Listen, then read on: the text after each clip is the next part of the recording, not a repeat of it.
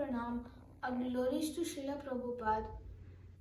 Today my project is about devotional qualities. So whatever the acharyas and whatever the research I did, it's only a little bit I'm sharing to you, everybody. So my topic is about devotional qualities.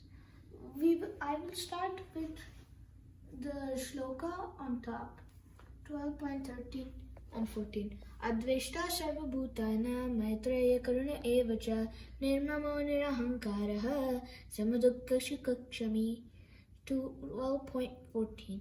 Santushta satatam yogi yatatma dridha nischaya mayi arpita mano buddhar yomad bhakti samapriyaha.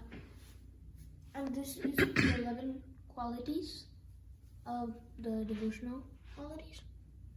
And since I don't have enough time to discuss all of the devotional qualities, which even in a lifetime nobody will be able to glorify, I have just picked 5 more important devotional qualities, starting from Adveshta, non-enviousness.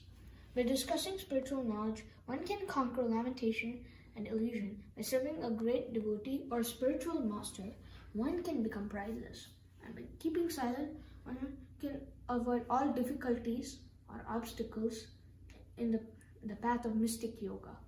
And by simply stopping sense gratification, which literally means that you don't want anything, you can conquer envy.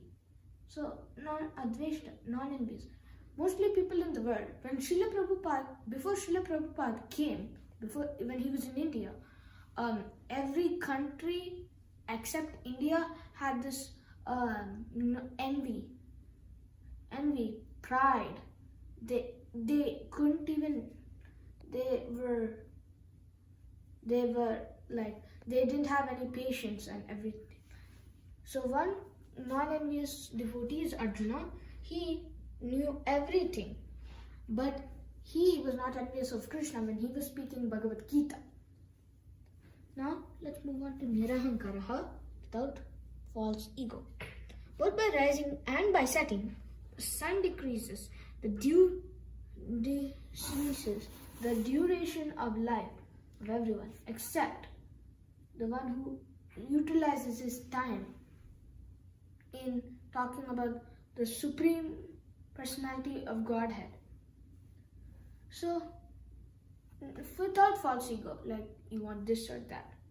So, false ego is like, most people in the world have false ego, which means that they don't like someone and put the dirt in their heart. So, this is also not a good thing, false ego. So without false ego would be Ambarish Maharaj. Even though Durvasa Muni literally tormented Ambarish Maharaj for breaking his fast, Ambarish Maharaj did not take it as an offense. He took it as a good time to serve the Lord. That's what we should be. Alright, next we will move on to Santushta, always satisfied. One should be satisfied with whatever he achieves by his previous destiny, for discontent can never bring happiness. A person who is not self-controlled will not be happy even with possessing the 3 worlds. Hiranyakashipu, he possessed the 3 worlds, still not satisfied. So, Santushta, we always have to be satisfied no matter what it comes to any situation.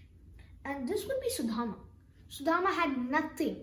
He literally didn't even have enough proper things to eat. So, he would be an example of Santushta. Maitreya, a kind friend to all living entities.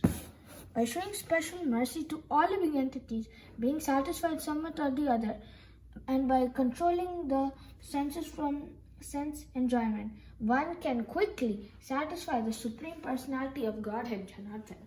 So, this example would be Prahlad Maharaj.